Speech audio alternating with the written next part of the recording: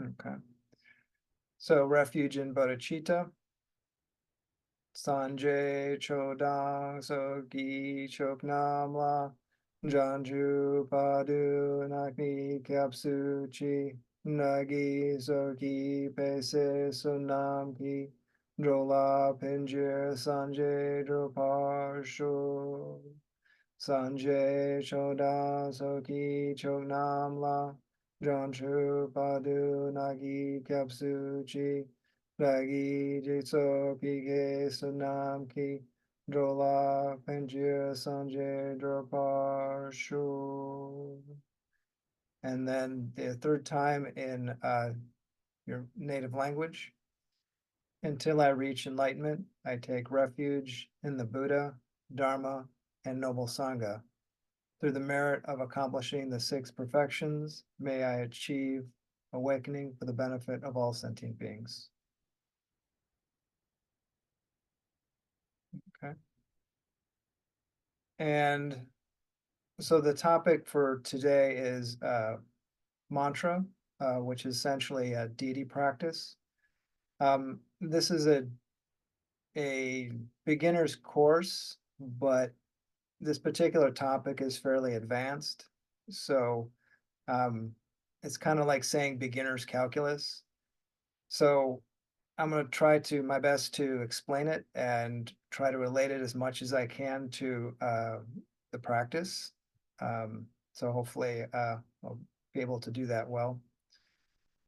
So we'll start with descriptive or discursive and dualistic thinking.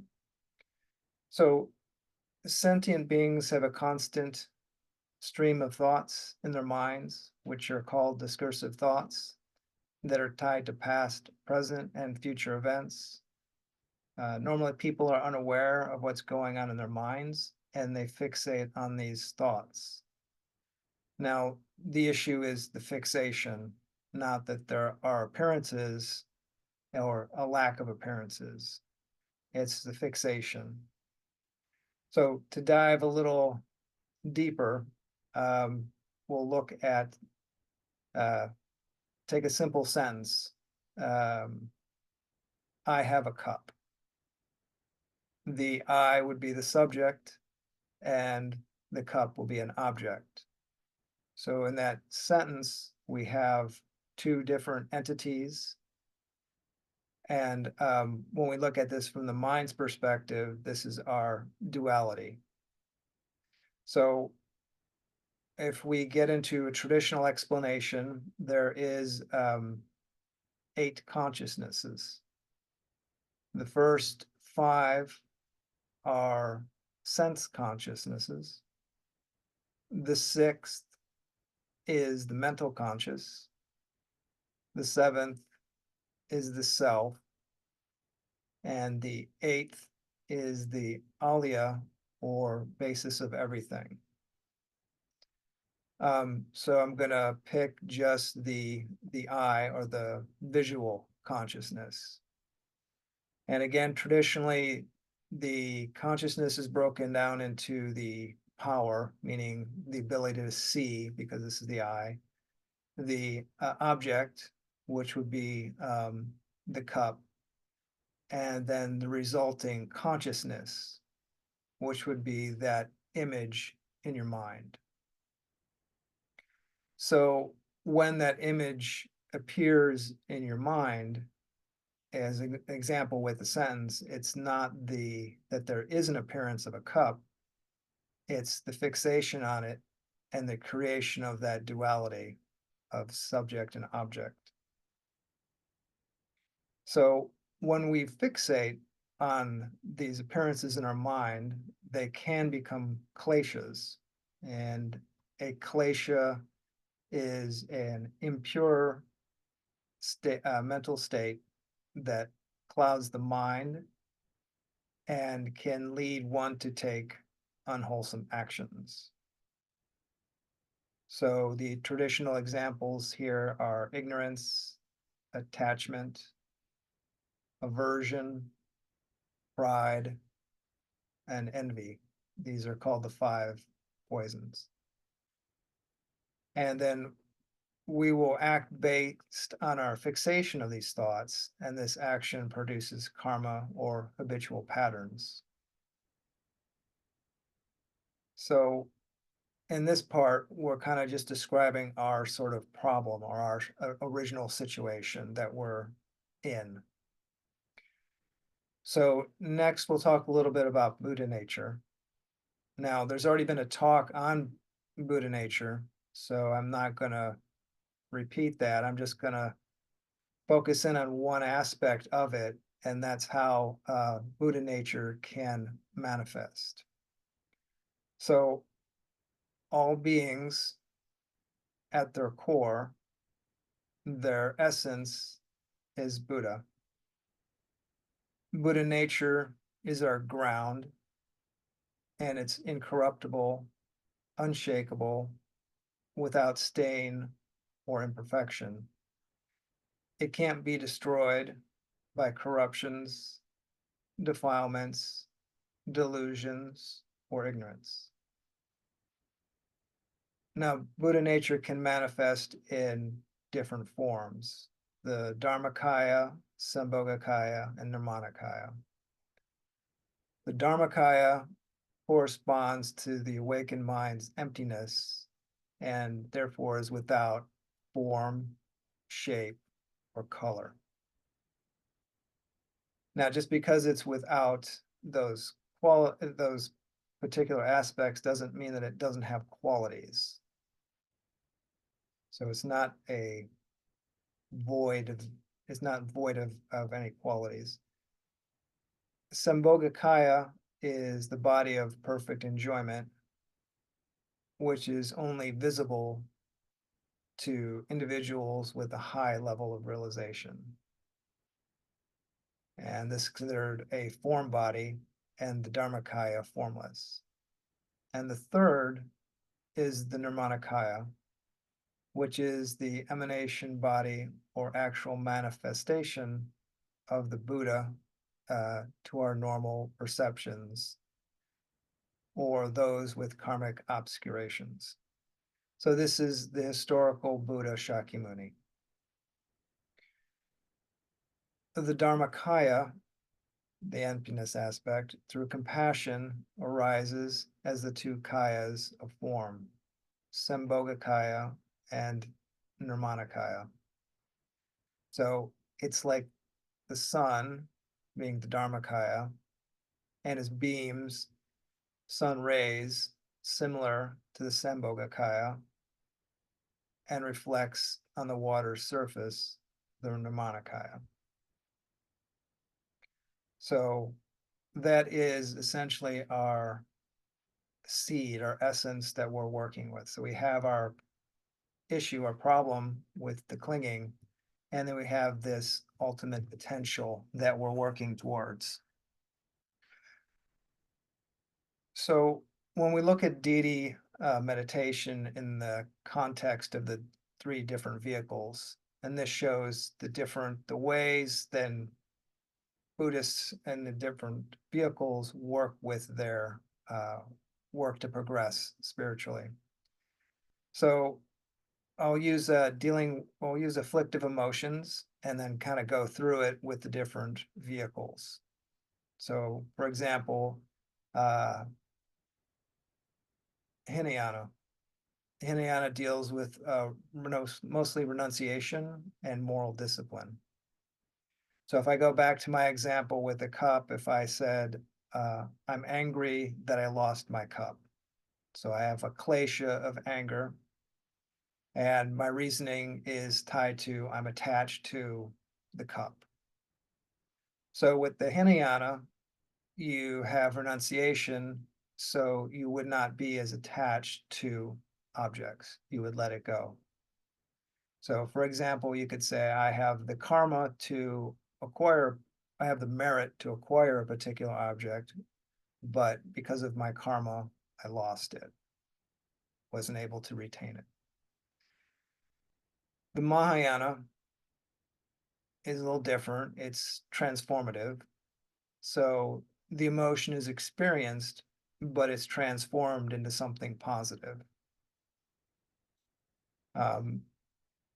You can do this in a number of different ways. You can generate compassion for those that have lost other objects or other things in their life. And you could say, well, by the suffering that I am enduring through this particular activity, this particular loss, may other beings experience happiness, uh, experience happiness through by not having to lose their particular objects and what they're attached, what they're interested in. The Vajrayana deals with transmutation, and this is different than the other two. If one is able to reside in the nature of mind, they don't generate anger, but experience the qualities of the nature of mind. So with the example of anger, they would experience discriminating wisdom and not the actual anger. In order to actually do this the way it's being described, you'd have to be fairly advanced. So it's really more for realized masters that they could maintain it through that entire situation. So Vajrayana introduces the nature of mind early in the development process and uses it to progress along the spiritual path. The term nature of mind can also be called Buddha nature, or it can be called non-dualistic mind, or Mahamudra, which is the great seal. So it goes by a number of different names. To contrast the two, the sutric teachings are considered to be accessible to all because they're easier to understand, but they're considered more difficult to practice, taking a significantly longer period of time to accumulate and purify your karma. In contrast, the tantric teachings are hard to understand, but easier to practice.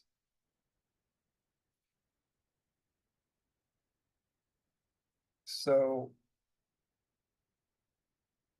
sometimes they'll split the two. They'll say the causal vehicle and resultant vehicles. So the Hinayana and the Mahayana are considered the causal vehicles because they take the approach to realize our Buddha nature by increasing our positive qualities sequentially. And the Vajrayana is the resultant vehicle because it takes the goal or the fruition as the path to uncover the qualities considered already present. So sometimes the example is given of that of like a lotus in the mud. And for a Vajrayana practitioner, they would simply grab the lotus from the muddy sort of water and pull it out. And it's always pure that way. And then the sutric approach would be to wait more for the sediment to settle and wait for it to become clearer that way. So it's considered more direct. So get into the history a little bit. It was about Tantric teachings were introduced by Shakyamuni Buddha in several scriptures and has been made more available to the writings and teachings of subsequent teachers, such as Guru Rinpoche or Padmasambhava, who brought Buddhism from India to Tibet in the 9th century. In terms of the historical origin, the rituals and practices are almost indistinguishable between the Hindu and the Buddhist traditions in certain instances. This makes sense because in the time the Buddha was skillful with what was available at the time in his environment. Deity meditation is based on the concept taught by Shakyamuni Buddha that we are what we think. All that we are arises with our thoughts, and with our thoughts, we make the world.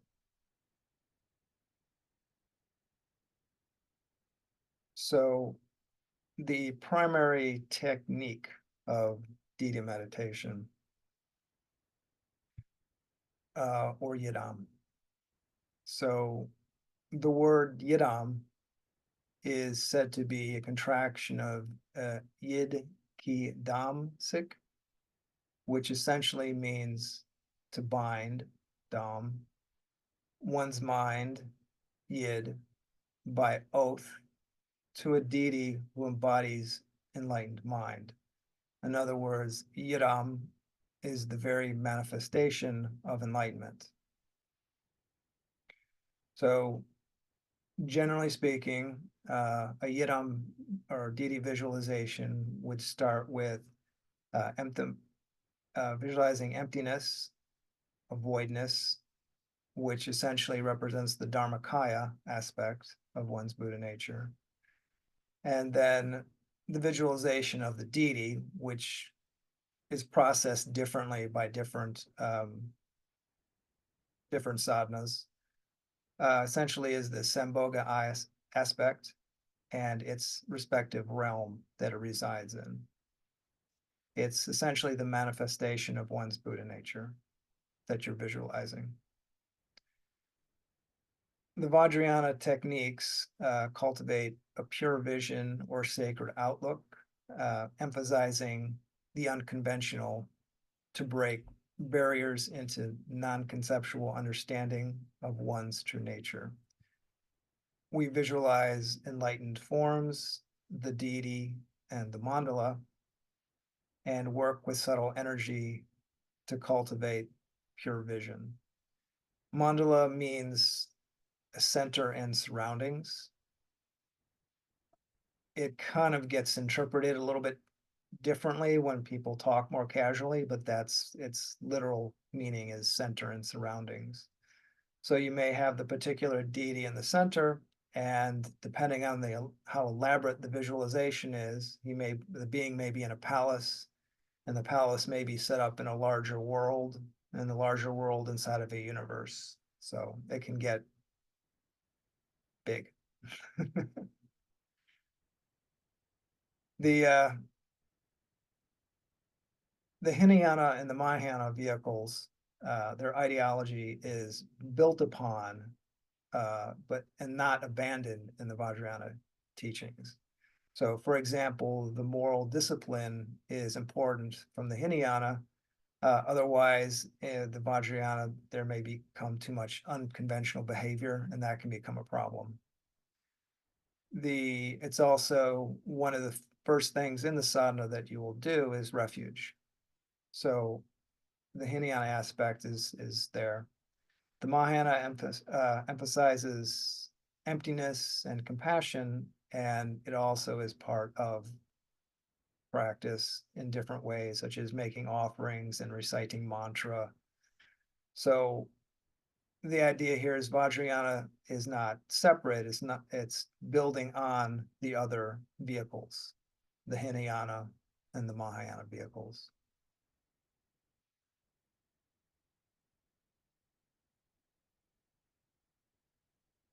So the stages of practice, and this would be to all of your practices, formal sitting practices, is there's excellent in the beginning, excellent in the middle, and excellent in the end.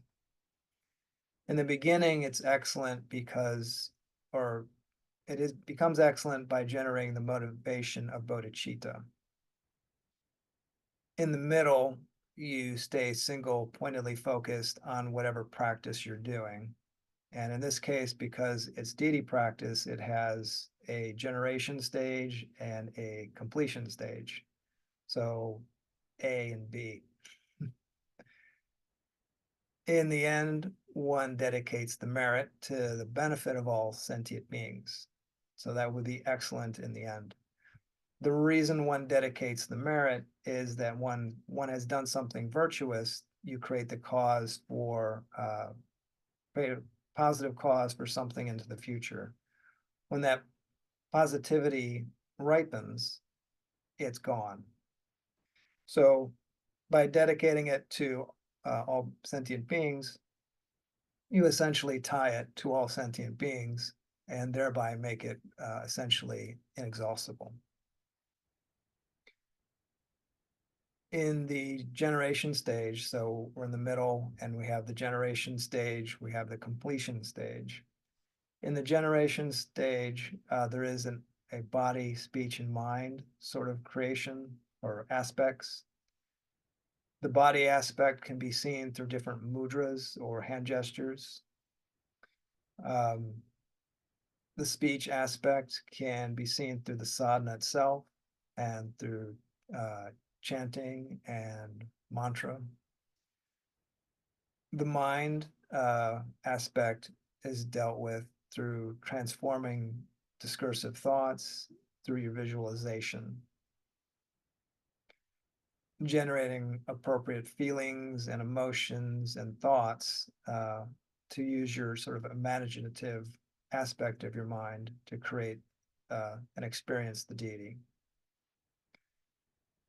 The second aspect, since that was the generation, is the completion stage.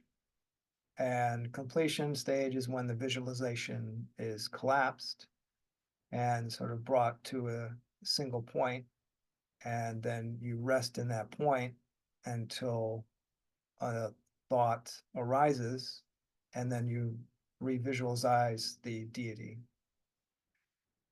And in that space, that is essentially you're practicing Mahamudra, or just that duration between the dissolution and the arisal of the thought.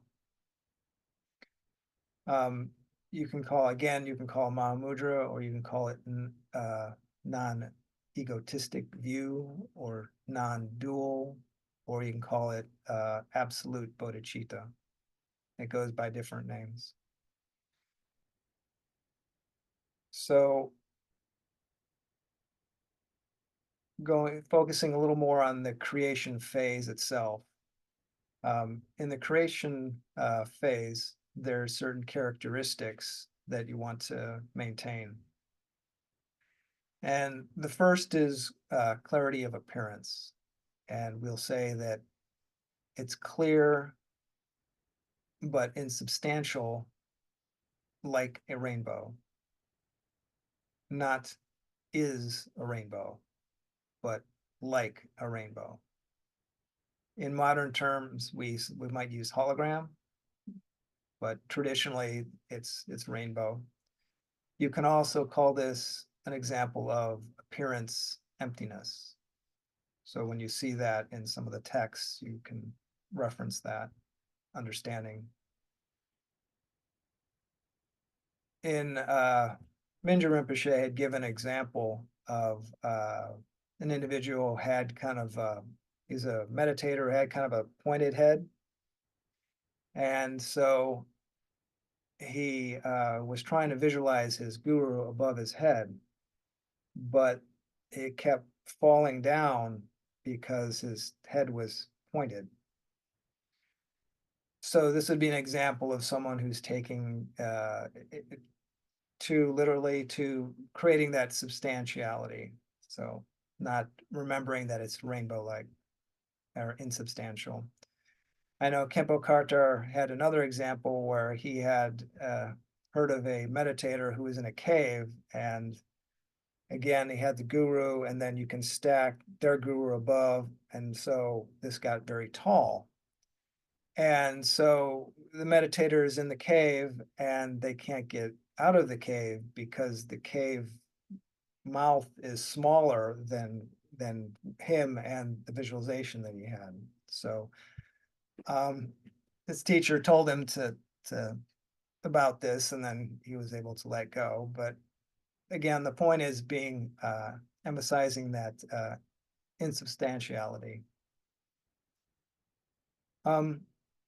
With clarity of appearance, this is the karmic conditioning that creates our world as we perceive it. In order to counteract this, we use clarity of appearance, or visualize clarity, disengage our habitual fixation on this reality.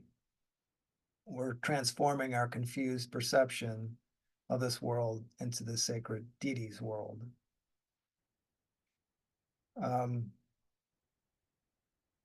Sometimes beginners can have some difficulty with clarity in the visualization, so it can help to focus on individual aspects of it as you move through it to help for clarity. So focusing just on the head or just on the arms or just on the particular scepters and so forth to help generate that a little more clarity. The second characteristic is to the recollection of pure meaning. The visualization is not another realm or plane of existence that materially exists and we want to visit. The visualization is devoid of any material existence, but is endowed with the qualities of awakened mind. As again, the Sambhogakaya sort of deity and realm is what we're visualizing. So to give you kind of some examples of pure meaning, so Chenrezig, for example, there's a white Pam syllable that emerges from and then from this, there's a sequence of visualizations, and eventually you get to the Hari syllable. Now, the seed syllable is meant to be the consciousness of the being, so the seed consciousness of that being. For Chenrezig, the white color is to represent the purity. The four arms are to represent the four measurables: love, compassion, joy, equanimity. The moon disk that sits on the back of Chenrezig is meant to show fullness of love and compassion. So now to contrast that a little bit with white Tara, and the reason that I do this is just so that you can see that there are just differences between different sadhanas. One is not better than the other, they're just different.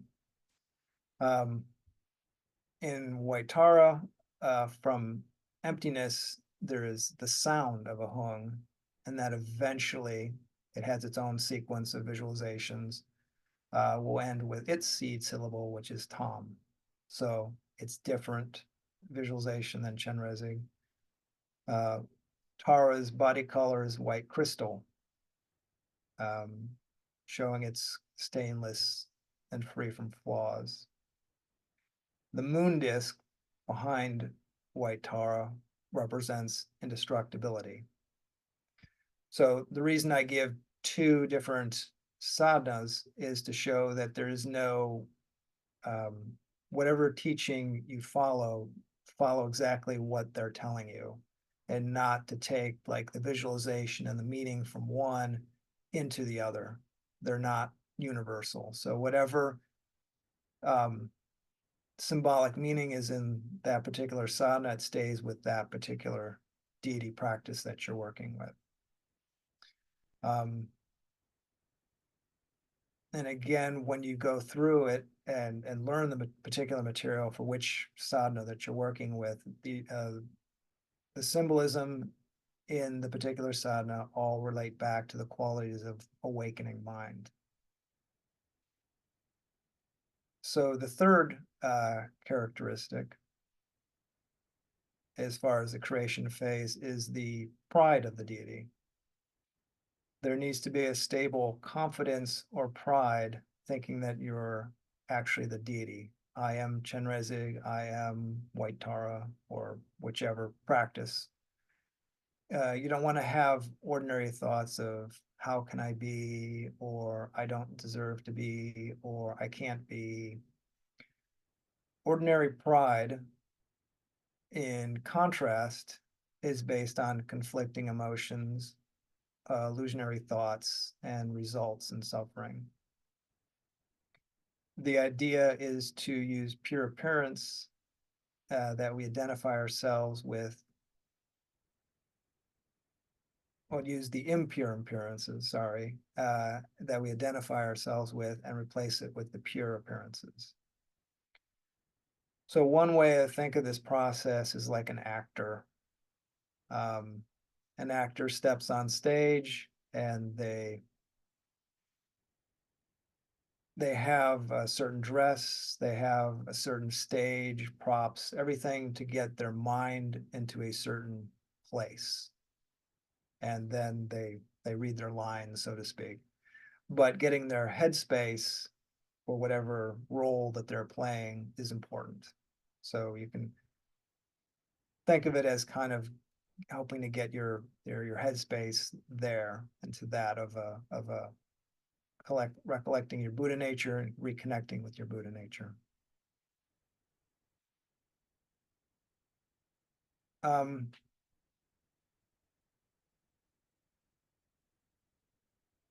so the sadhana structure, and this would be for meant to be generic for any particular practice. It starts with going for refuge, and then second is generating bodhicitta, and this was, as I said, the first of the three excellences. Then you get into the development stage itself, and this was building the samaya sattva, or the self deity. So in this case, you just sort of deconstruct everything into emptiness in order to break down normal, impure perceptions. In some cases, you have a mantra, an emptiness mantra, and you chant that mantra, and then you think everything is empty. In other cases, it's less formal. After that, you build the image, and we talked about the seed syllable, and then the seed syllable, and then you build the essentially world build around that. The center and surroundings, the deity's home. And so once you've fully constructed yourself as that particular deity, that's the self deity, the fourth aspect is there's offering mudras. There's usually an Om Hong, and these are rays that go out and to request the Ganasattva or wisdom deity to appear. And the wisdom deity, so if you're Chenrezig, you would then visualize the wisdom deity, Chenrezig, in front of you. After you've done the visualization, there's different mudras, and you make essentially offerings of drinking water, bathing water, flowers, incense, light, perfume, food, music to the external wisdom deity.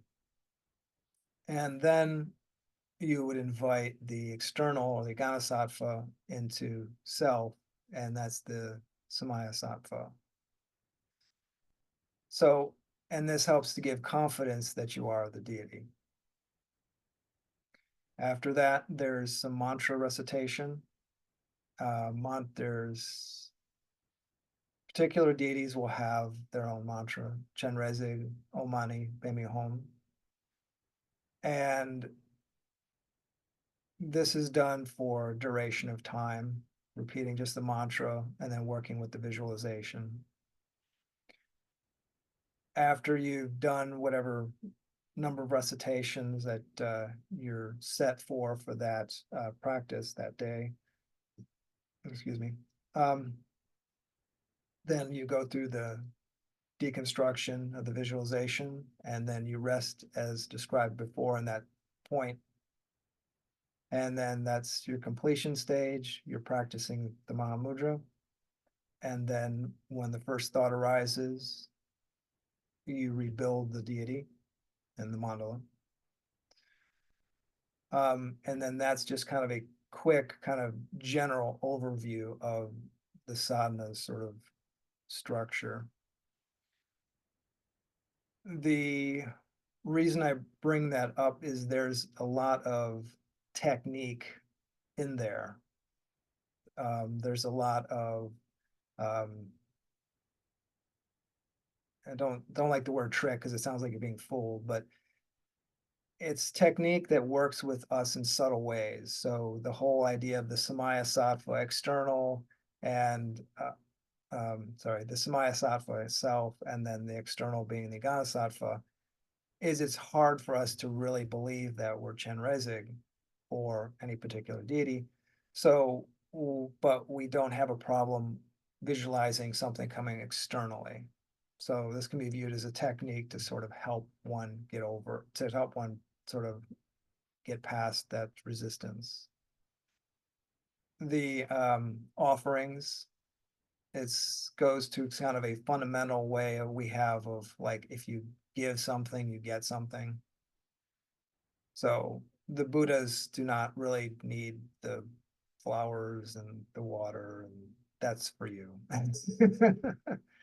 It's also, if you're visualizing something, you can do it with pure motivation easier than actual things that we're more attached to in our world. So you can be more pure in your conduct. So there's a lot to the practices that is in there that may not be, they're operating in a subtle level that may not be as sort of obvious. The Vajrayana Buddhism breaks down into two essential paths. In this part, we're talking about the path of means, and this particular deity yoga practice is a path of means. Path of liberation,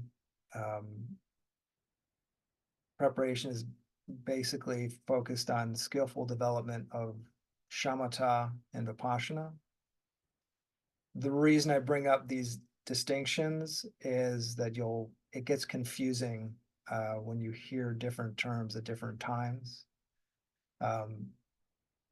So hopefully that's kind of helpful. When you hear shamatha and vipassana, you know that it is still related to everything that we're working with.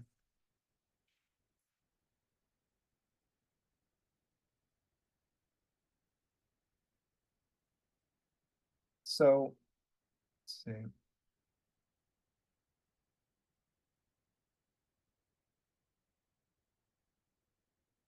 There are various meditational deities, a variety of practices. They can include different genders, different species, different dispositions of peaceful and wrathful. They can be simple visualizations, or they can be very complicated with a very large engaged mandala. The different visualization types associated with purifying different types of rebirth. And generally the ones that are more complex are done in retreat because the amount of setup that has to be done.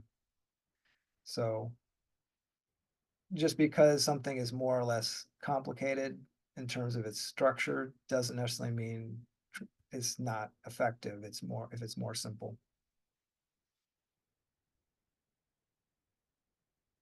The reason for all the different types of practices is there are many different types of beings, and there are many different types of dispositions and kleshas. And so to allow different beings to connect with different type of practices, there are different genders and species and so forth for people to relate to based on their karmic disposition.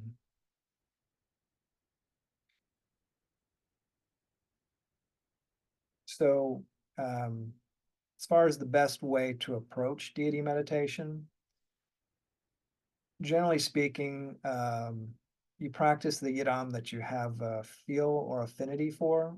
It's, are you drawn to this? Do you like it? And start with that. How are you feeling with that? In order to practice a particular yiram uh, independently on your own at home, one would need the lung, wang, and tree. So the empowerment is referred to as the wang, and the reading transmission is a lung, and the individual instructions on how to practice is the tree. Reading and reading instructions or reading transmissions are pretty straightforward. They're just literally reading that particular practice to you, everything. And the instructions on a practice, that's pretty straightforward as far as that is how to do the visualizations in detail, step by step, on how to create the particular visualization. The empowerment is, or abhisheka in Sanskrit. It's like a door into secret mantra. The empowerment, it's a ripening empowerment, which means it brings forth the quality of one's Buddha nature. One is not able to obtain ordinary or supreme siddhas without an empowerment. So the example that's sometimes given is if one pounds sand, it will not extract oil. If, on the other hand, one does that with mustard seeds, then one would be able to extract oil. The empowerment allows for the seeds to be pressed and the oil to be extracted. The oil in this example would be our Buddha nature.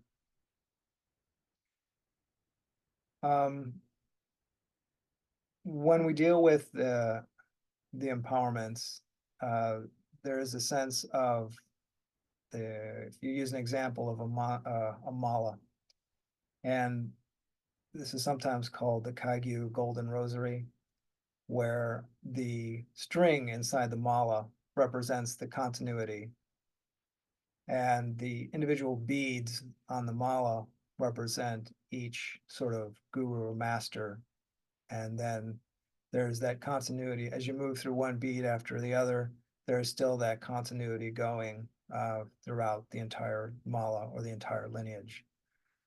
When you receive an empowerment, along with the reading transmission and the instructions, but the emphasis is the empowerment, you're connecting with that lineage, connecting with that that has those blessings and that power. And so now you're becoming connecting to that, and then enabling you to do the particular practice and get the particular result. When you get an empowerment, there's the qualified master, and you should have confidence in that particular teacher that you're receiving the empowerment from. And they should be motivated by great compassion to benefit students. Because when they give empowerments, they also incur a certain amount of karma. They make a karmic connection with you as a student. As far as a qualified student, there should be some devotion to the secret mantra. There should be confidence in the particular Vajra master that you're taking refuge with. And you should have refuge.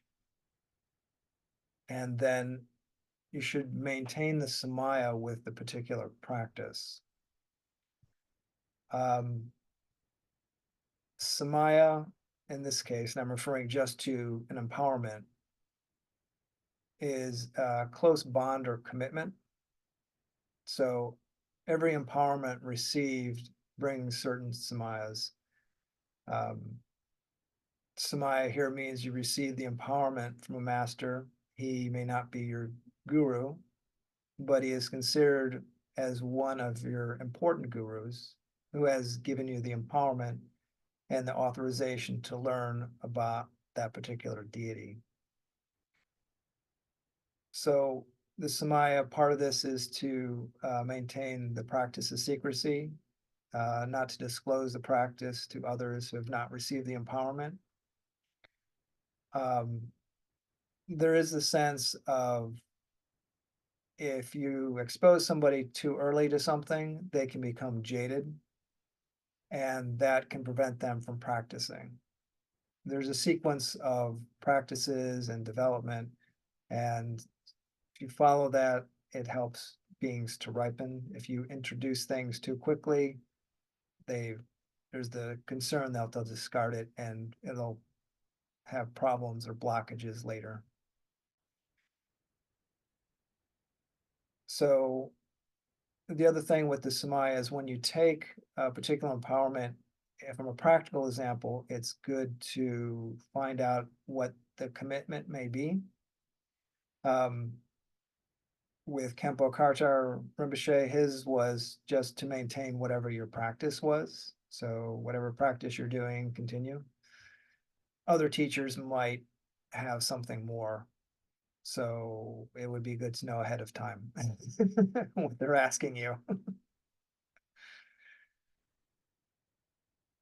The other thing is, from a practical standpoint, once you start receiving empowerments, you may want to have a small book and actually record them. As the years go by, it's very easy to forget who you received empowerments from and, you know, who you received them from and even that you received it at all. There is the notion from the teacher's point of view, not necessarily from your point of view, but the teacher who is giving the empowerment should be able to track it back that they received the empowerment from their particular teacher who received it from their particular teacher and so forth back. That example of the rosary, the empowerment master is the one that has to be able to track it back.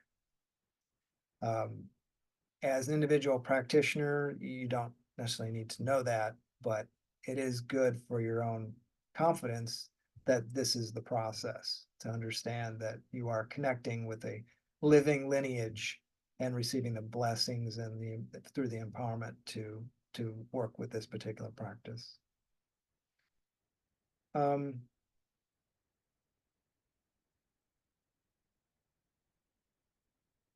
I think that's good as far as a stopping point. If there are questions, there's a lot in there. I don't know if there would be questions or not.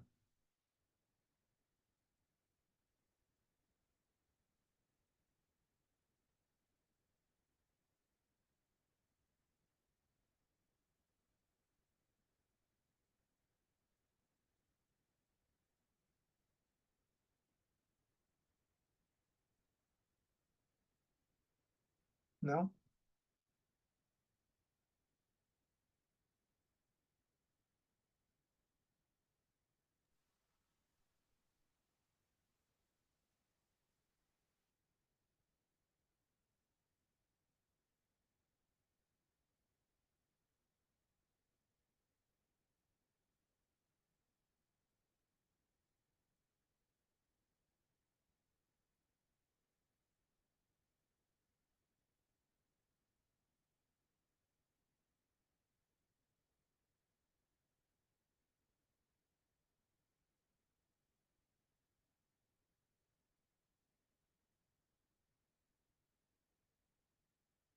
Okay.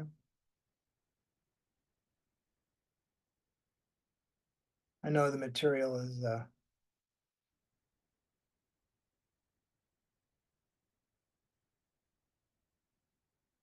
see, I'm confused with the statement, we are what we think, and pure Buddha nature.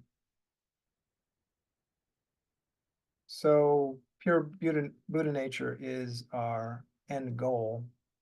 And we are what we think is more of reference to our present confused state. So we have the potential to move forward from our confused state and cultivate our Buddha nature and purify our karma by doing that.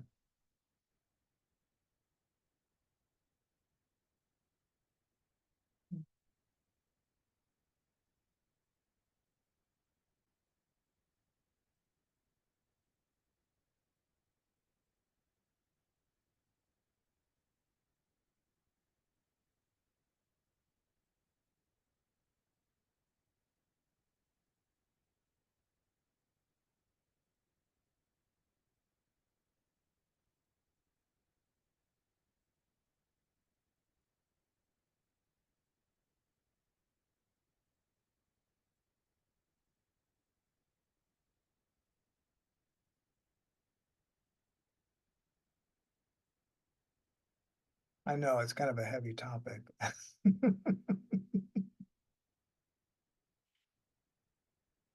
So the practices that we sequentially that we start with are shamatha is usually the first technique, breathing meditation, focusing on the breath. And after that, if you're at the local centers, we introduced Chenrezig relatively early. And if over time the individual is really connecting with the Dharma, then they can look at Nundro. Nundro is referred to as the extraordinary practices. They're a big commitment. It starts with 100,000 prostrations, 100,000 Vajrasattva, 100,000 mandala, and 100,000 Guru Yoga. After completing that, then the main practice is Karma Pakshi.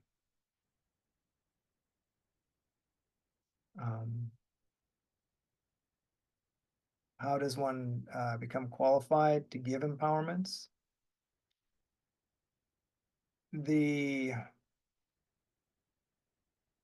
Well, you'd have to finish the 3-year retreat, would be one. The other would be the exact details, I'm not sure. It's something that is decided by one who is the Vajra master, who is giving empowerments. So Lama Karma gives empowerments. So I don't know detail-wise what process there was between him and Kempo Kartar. So yeah, I'm not exactly sure what are the qualifications for an individual giving the empowerments.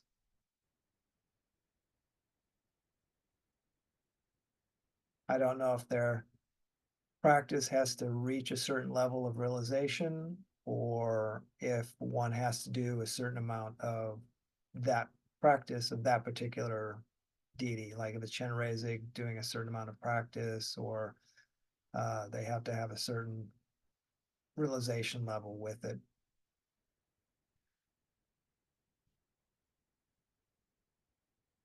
I thought the number of prostrations and recitations was 111, 111. Yes, that is correct. 100,111, 111. So it's hard to say in English. That is true. And on top of that, there's mala math. And so when you do one iteration of the mala, that's 108 beads, but you only count it as 100. So you use that and then you total up to 111, 111. And if you wanted to complete the root mantra of a particular deity, let's say Chenrezig, it's 100,000, the 111 times the number of syllables. So Chenrezig has 6 syllables times the 100,000. So 666, 666. The idea with the numbers is that it helps. You have to have a certain amount of um, experience with a particular practice to get some result. So you have to do it for a while. You can traditionally complete a practice, one with numbers. So mantra is easy to count. The second way is through time spent doing a particular practice. And the third way is through basically getting the qualities or the benefit of that practice, which is probably the hardest. So if you were to say, shamatha, you could say time. You do that we start people with 10 minutes of time at a minimum, and then they work their way up. Putting numbers with mantra, that can kind of help because it gives you a goal to work at. If you said you need to keep doing this until you get result, that can be tough. Do we base our visualizations on the images of the deities that are prominent in one of the KTC centers? The visualizations would be whatever is in the instructions in the tree, and to follow the visualizations that they give. In a lot of cases, they'll have an image that they use that'll be in like the text. If not, whoever you're working with, whoever is giving you the instructions, you can ask them what the appropriate visualization would be. How do mantras work? Mantra itself essentially means mind protection, and it deals with protecting the mind from discursive thoughts. The chanting of the mantra, it does need to be with wind, meaning you need to speak it and not just think it. And as far as it functions in a number of different ways, it gives you a thing to focus on, vocal wise. It does move the winds in your body. And of course, you're accumulating merit whenever you chant mantra. When is the best time to recite mantras each day? Kempo would say 24/7.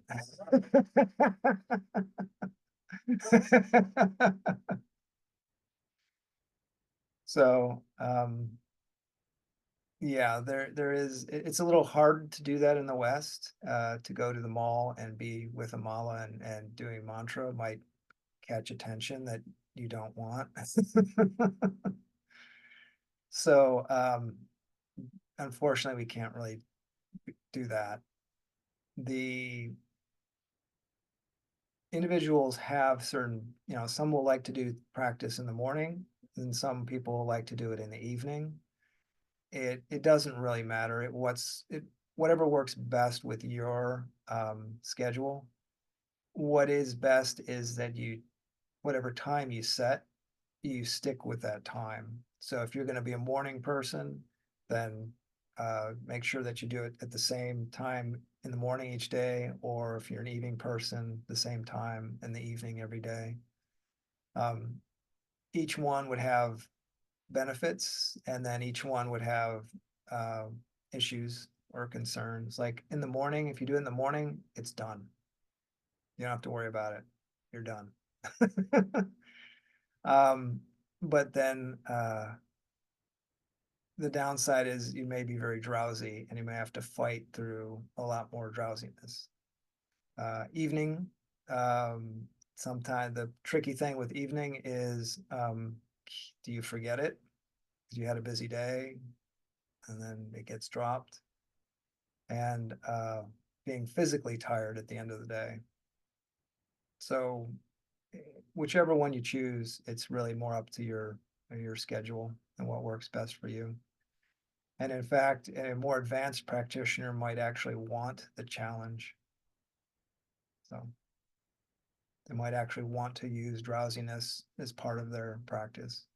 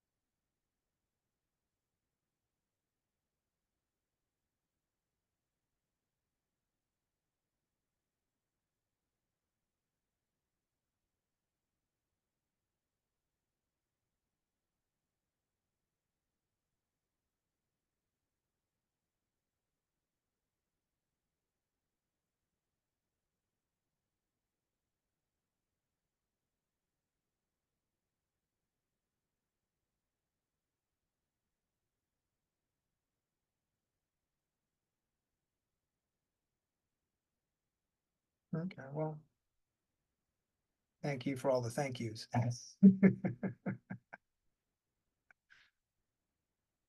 So, um,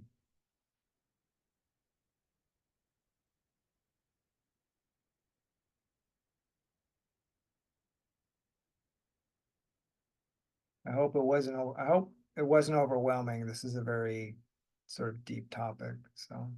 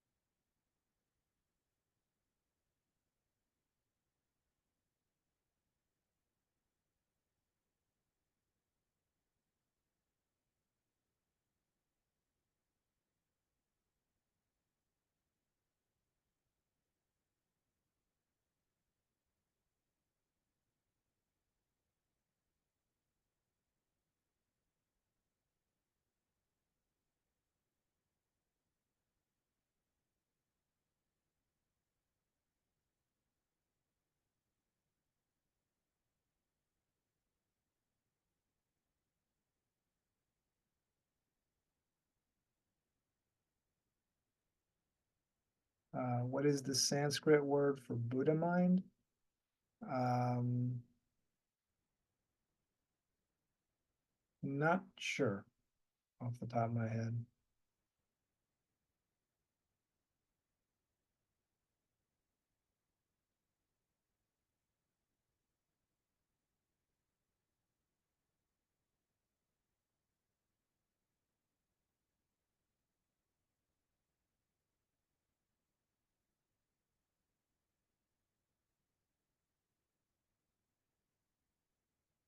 Mm.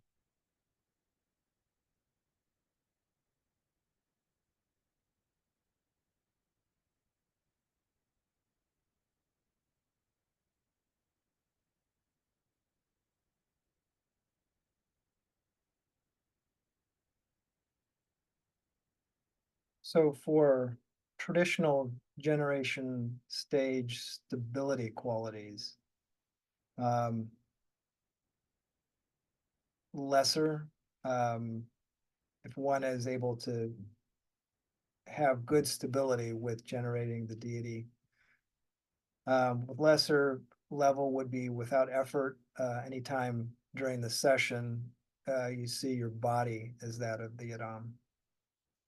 And then intermediate level, the experience occurs at all times, day and night, in your dreams and throughout the day. And superior generation stability would be other people see you directly as the particular deity. So there are stories of that occurring with Karmapa.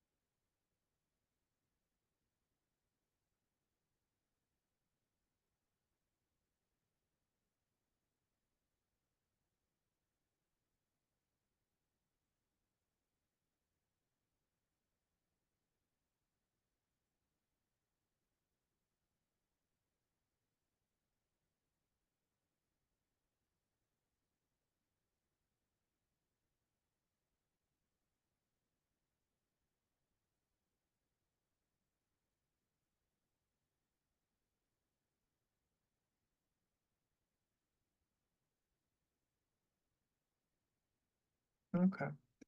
I think we've gotten uh, everybody's questions.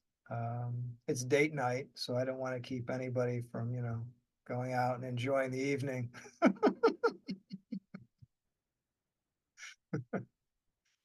So we can go ahead and do the dedication prayer.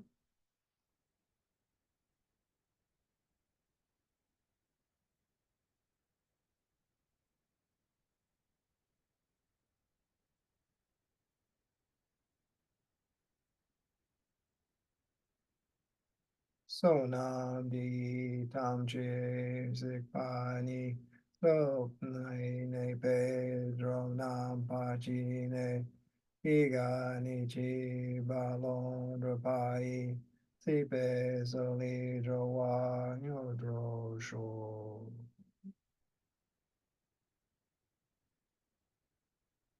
Okay, well, thank